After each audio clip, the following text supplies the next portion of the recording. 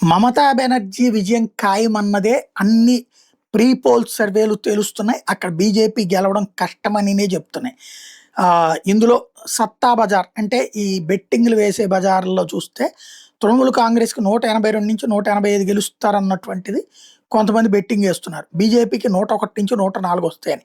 ఇతరులు 3-11 అని అంచనా వేస్తున్నారు. అట్లాగే దృష్టిబోంగి ఒపీనియన్ పోల్ ప్రకారం తృణమూల్ ఏకంగా 223 గెలుచుకుంటుంది. బీజేపీ 69కి పరిమితం అవుతుంది అన్నటువంటిది అంచనా వేశారు. మార్ట్రిడ్జ్ ఐఏఎన్ఎస్ సర్వేలో బీజేపీ 100 నుంచి 115, తృణమూల్ 155 నుంచి 170, ఇతరులు 1-7 అని అంచనా వేశారు.